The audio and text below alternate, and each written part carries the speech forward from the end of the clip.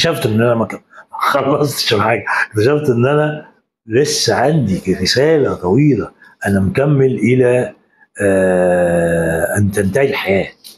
يعني اكتشفت ان الاب بيفضل مكمل او الام يفضلوا مكملين طول ما فيهم نفس داخل او خارج.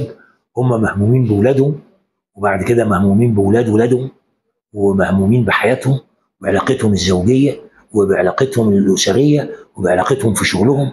انت مهموم طول الوقت بمشاكلهم حتى بعد ما اتجوزتهم. حضرتك كنت مفكر ان انت خلصت، فلقيت بالظبط. نفسي ان انا بدات. لا خالص، ده انا بدات مرحله تانية، مرحله اصعب من الاولانيه. الاولانيه دي انت كنت بتحط بيزس، حاجات مفيش حد بيشاركك فيها.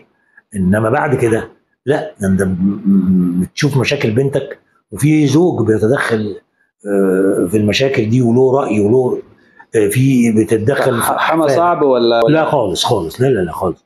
لا، انا اب في الاول وفي الاخر، سواء لبنتي او لجوزها، انا في الاول وفي الاخر اب. وانا دايما لما كانوا يقولوا لي ايه انت ما نفسكش تخلف ولد، اقول لهم لا، انا هخلف بنات وهم يجيبوا لي ولاد، يجيبوا لي ابناء، يبقى كل واحده تجيب لي. وحسيت ان جواز بناتك عوضوك؟ ولاد متربيين ومؤدبين وجدعان. كان مهم عندي قوي انهم يبقوا جدعان وولاد اصل قوي. يعني كان مهم جدا ان جوز بنتي يبقى جدع وابن اصل، لان ابن الاصل ده بقى عمله صعب.